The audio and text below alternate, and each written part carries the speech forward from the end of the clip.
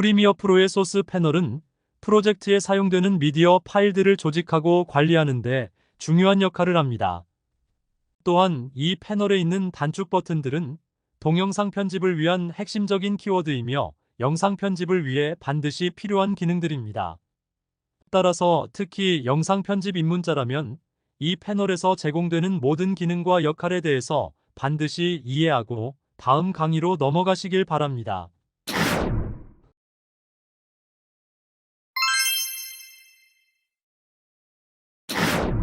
영상 편집을 하기 위해서 꼭 필요한 기능들을 모아둔 곳이 소스 패널입니다. 실습하기 위한 작업 환경은 어셈블 모드를 선택하였습니다. 소스 패널은 상단의 소스 디스플레이 탭과 하단의 다양한 중요한 단축 버튼 등으로 구성되어 있습니다. 프로젝트 패널에서 미디어 클립들을 더블 클릭해서 차례대로 소스 패널로 임포트 시켜보겠습니다. 소스 디스플레이 탭을 클릭하면 프로젝트 패널에서 임포트했던 클립들을 확인할 수 있습니다. 현재 모니터되고 있는 클립을 확인할 수 있고 닫기 버튼을 클릭하면 해당 소스를 닫아줄 수 있습니다. 다시 탭을 클릭해서 편집하고 싶은 클립을 여기에서 선택할 수 있고 전부 닫고 싶으면 전체 닫기 버튼을 선택하면 닫아줄 수 있습니다. 정리하면 소스 디스플레이 탭은 소스 패널로 가져온 클립들을 보여주고 프로젝트 패널에 갈 필요 없이 필요한 클립을 선택할 수 있는 편리한 역할을 합니다. 소스 패널의 커서와 타임코드에 대한 설명을 하겠습니다. 하단의 빗금친 영역에서 마우스를 왼쪽으로 클릭하면 커서가 옮겨지고 커서를 클릭해서 자유롭게 드래그할 수 있습니다. 커서를 통해 영상을 탐색할 수 있는 것입니다. 소스 패널의 좌우측에 타임코드가 있습니다. 좌측의 타임코드 값은 커서의 현재 위치를 표시해 줍니다. 예를 들어 커서의 위치를 바꾸면 좌측의 타임코드 값이 변경됩니다. 우측의 타임코드는 해당 클립의 총 길이를 보여줍니다. 프로젝트 패널에서 해당 클립을 마우스 오른쪽을 클릭해서 프로퍼티를 선택하면 클립의 다양한 정보 값을 확인할 수 있는데 전체 길이를 확인하면 타임코드 값과 동일함을 알 수 있습니다. 적당한 지점에 커서를 두고 하단의 왼쪽 괄호 버튼 인점이라고 합니다. 인점 버튼을 클릭하면 회색으로 해당 영역이 표시됩니다. 이 상태에서 커서를 옮겨주고 아웃점을 의미하는 오른쪽 괄호 버튼을 클릭하면 편집할 구간이 회색으로 표시됩니다. 그래서 우측의 타임코드는 두 가지 정보를 보여줍니다. 소스 패널 클립의 전체 길이와 편집점이 있을 경우 편집점 구간의 길이를 보여줍니다. 다음 버튼은 패널 화면의 크기를 선택할 수 있는 버튼인데 필요에 따라 화면을 축소, 확대할 수 있습니다.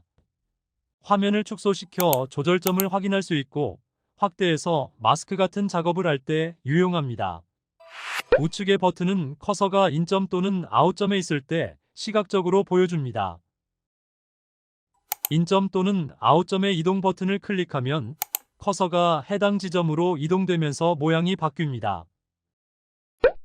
커서가 인점이나 아웃점에 있지 않을 땐 이 버튼은 나타나지 않습니다. 다음 버튼은 소스에 오디오가 있을 경우 오디오 정보를 확인할 수 있습니다. 오디오 편집 시 오디오 웨이브 폼을 확인하면서 정확한 편집점을 잡을 수 있고 하단의 슬라이드 버튼 등을 이용하면 웨이브 폼을 확대해서 작업할 수 있습니다. 비디오 버튼을 클릭하면 원래의 상태로 되돌아옵니다. 다음 버튼은 영상 재생 품질에 대한 옵션입니다. 일부 포맷은 압축률이 높거나 데이터 속도가 빨라 풀모션으로 재생하기 어렵습니다. 이해를 돕기 위해 화면을 확대해서 비교해보면 쉽게 이해될 수 있습니다. 따라서 부드러운 재생을 위해 낮은 재생 해상도를 선택하고 정지 해상도를 전체로 설정할 수 있습니다. 해상도가 낮으면 더 빠른 모션 재생이 가능하지만 디스플레이 이미지 품질이 떨어지게 됩니다. 하지만 이것은 재생을 위한 옵션으로 내보낸 미디어에는 나타나지 않습니다. 참고로 시퀀스 유형에 따라 일부 해상도를 사용할 수 없습니다.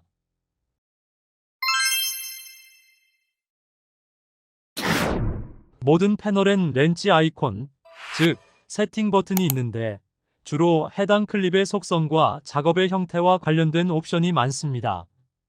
디폴트 값으로 일반적인 비디오 편집 상태를 보여주지만 오디오 웨이브폼을 선택할 수 있고 알파 채널이 있을 경우 이미지를 어두운 영역이 투명하게 나타나는 회색 음영 알파 매트로 표시해줍니다. 멀티 카메라 편집 시 모든 앵글을 보여주게 됩니다. 만약에 비디오 클립에 VR 속성이 연결되어 있는 경우 이 옵션을 사용할 수 있고, 이 옵션은 인터레이스 원본 영상에 대해 필드를 표시하도록 소스와 프로그램 모니터를 설정할 수 있는 옵션인데, 프로그레시브 클립이 열려 있으면 소스 모니터의 설정이 비활성화됩니다. 그 외 옵션으로 반복 재생을 위한 루프 선택 옵션, 체크 여부에 따라 패널 단축 버튼들을 감출 수 있습니다. 오디오 시간 단위 표시를 더 확장할 수 있고 마커 작업된 것들도 감출 수 있습니다. 드랍된 프레임을 표시할 수 있고 자막 작업 시 가이드선을 표시하고 그리드를 체크하면 프로그램 패널의 배경을 블랙이 아닌 그리드를 선택할 수 있습니다. 하단 양옆에는 슬라이드 버튼이 있습니다. 슬라이드 버튼을 선택해서 좁혀주면 타임코드를 자세히 볼 수 있습니다. 인터뷰 등 편집점 구간을 더 자세히 보고 싶을 때 사용하면 효과적입니다. 슬라이드 구간을 더블 클릭하면 다시 원위치로 돌아갈 수 있습니다.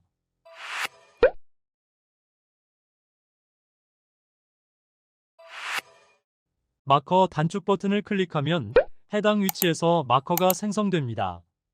그런데 지금처럼 마커가 보이지 않을 경우 우측의 렌치 버튼에서 마커 보여주기가 체크 해제되어 있기 때문입니다. 체크하게 되면 마커를 생성한 것들이 다시 보여지게 됩니다. 그래서 원하는 위치에서 마커를 찍으면 되겠습니다. 마커를 삭제하고 싶으면 마커 지점에서 더블 클릭하면 마커 창이 활성됩니다. 여기서 딜리트 버튼을 클릭하면 삭제가 되고 마우스 오른쪽을 클릭해 선택된 마커 삭제를 클릭하면 됩니다. 생성된 마커를 전부 삭제하고 싶을 경우 마우스 오른쪽을 클릭해 전부 삭제를 선택하면 됩니다. 소스 패널에서 편집과 관련된 제일 중요한 단축 버튼을 꼽으라고 한다면 인점과 아웃점, 그리고 인서트와 오버라이트 버튼이라고 할 수가 있습니다. 영상을 탐색해서 편집하고 싶은 곳에 커서를 위치해 두고 이 단축키를 클릭하면 이렇게 회색의 구간이 활성화됩니다. 그런 다음 커서를 이용해서 영상을 어디까지 사용할 것인가를 탐색해서 그 지점에 커서를 갖다 놓습니다. 커서가 있는 지점을 확인하고 우가로 단축 버튼을 클릭하게 되면 이렇게 인점과 아웃점이 회색으로 표시됩니다. 좌괄호는 인점을 결정해주고 우괄호는 아웃점을 결정해주는 단축 버튼입니다. 오른쪽의 단축 버튼은 편집점으로 이동시켜주는 버튼입니다. 버튼을 클릭하면 인점으로 이동되고 아웃점으로 이동시켜줍니다. 이 버튼은 커서를 정확히 1프레임씩 옮겨줍니다. 필요에 따라 정밀하게 커서의 위치를 옮기고 싶을 때 사용하면 됩니다. 키보드의 좌우 방향키와 같은 역할을 합니다. 다음은 재생 버튼입니다. 참고로 스페이스바를 클릭하면 재생과 정지를 편리하게 사용할 수 있습니다. 편집점을 취소하고 싶으면 마우스 오른쪽을 클릭해서 삭제 버튼을 선택하면 전체 편집점이 취소됩니다. 마우스 오른쪽을 클릭해서 편집점을 잡을 수 있는데 사용자가 편한 방법을 선택하면 됩니다. 소스 패널에서 가장 중요한 개념인 인서트 편집과 오브라이트 편집에 대해서 설명하겠습니다. 다양한 방법이 있는데 다음 강의에서 자세히 다루기로 하고 이번 강좌에서는 기본적인 기능에 대해서만 공부하도록 하겠습니다. 프로젝트 패널에서 클립을 더블 클릭해서 소스 패널로 임포트 시켰습니다. 타임라인에서 편집점을 특별히 잡지 않을 경우 커서의 위치가 편집점이 됩니다. 소스 패널에서 적당한 위치에 인점을 잡았습니다. 계속해서 적당한 지점에서 아웃점을 잡았습니다. 우측 타임라인의 편집 구간의 시간을 확인할 수 있습니다. 타임라인에 편집된 영상이 없을 경우 인서트 또는 오버라이트 버튼을 클릭해도 결과값은 같습니다. 먼저 인서트 편집 버튼을 클릭하면 타임라인의 첫 번째 클립이 편집됩니다. 프로젝트 패널에서 두 번째 클립을 임포트 하겠습니다. 소스 패널에서 적당한 지점에 인점과 아웃점을 잡아 인서트 편집 버튼을 클릭했습니다. 타임라인의 커서 위치에서 두 번째 클립이 편집되었습니다. 3번 클립을 더블 클릭해서 보냈습니다. 마찬가지로 적당한 위치에서 인점과 아웃점을 잡았습니다. 지금부터 인서트 편집과 오버라이트 편집법의 차이를 실습해 보겠습니다. 키보드에서 상하 방향키를 클릭하면 커서가 편집점 사이로 정확히 이동됩니다. 상하 방향키를 클릭해 커서를 1번 클립과 2번 클립 사이에 두고 소스 패널에서 인서트 버튼을 클릭하겠습니다. 소스 패널의 클립이 커서가 있는 위치에 삽입되어 편집되었습니다. 작업을 컨트롤과 Z를 눌러 취소하겠습니다. 이번에는 오버라이트 버튼을 누르게 되면 어떤 결과를 보여주는지 보겠습니다. 결과를 보면 알 수 있듯이 오버라이트 편집법은 커서를 기준으로 소스 패널의 클립의 길이만큼 덮어 씌우게 됩니다. 작업을 취소해서 인서트 편집법은 삽입시켜주는 편집법이고 오버라이트 편집법은 클립의 길이만큼 덮어 씌우는 편집법입니다. 참고로 클립을 패널에서 클릭해서 타임라인으로 직접 드래그하는 방법이 있는데 이때는 오버라이트 편집이 됩니다.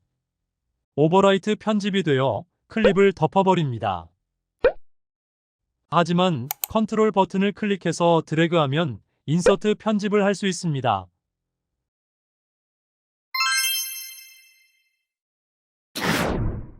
다음 단축 버튼은 정지 프레임을 만들어주는 단축 버튼입니다. 클릭하면 옵션 창이 뜨는데 이미지의 이름을 입력하고 다음으로 출력 포맷을 결정합니다. 8개의 출력 포맷 중에서 PNG 포맷이 좋습니다. 작은 용량이지만 이미지에 손상을 주지 않는 압축과 알파 채널을 지원하기 때문인데 JPEG 포맷 경우에는 복사 과정에서 품질 저하 등이 발생합니다. 저장 경로를 지정할 수 있는데 프로젝트 저장 위치와 같은 장소를 선택하는 것이 좋지만 별도의 폴더를 지정할 수도 있습니다. 그리고 체크를 하면 정지 이미지를 프로젝트 패널에도 임포트 됩니다. 옵션 선택이 끝나면 OK 버튼을 클릭합니다. 프로젝트 패널에 가면 출력한 이미지를 확인할 수 있고 마우스 오른쪽을 클릭해서 리빌 인 익스플로러를 클릭하면 실제 저장 위치를 확인할 수 있고 프로퍼티를 클릭하면 출력된 이미지 속성도 확인할 수 있습니다. 프록시 모니터 전환 버튼입니다. 프록시 편집은 고화질 소스로 편집하기 곤란할 때 저화질의 프록시를 생성해서 작업하게 됩니다. 이때 패널에서 프록시 켜기와 끄기를 선택할 수 있습니다. 타임라인을 보면 프록시가 활성 또는 비활성에 따라 프록시 아이콘이 변함을 보여줍니다. 우측의 단축 버튼, 추가 버튼에 대해서 설명하겠습니다. 버튼을 클릭하면 버튼 추가 창이 활성됩니다. 거기에서 사용자가 자주 사용하는 단축 버튼이 있으면 클릭해서 패널 하단으로 드래그하고 OK를 눌러주면 등록됩니다. 만약 디폴트 상태로 되돌아가고 싶다면 버튼 추가 창을 열어서 리셋 레이아웃을 선택해서 OK 버튼을 클릭하면 됩니다.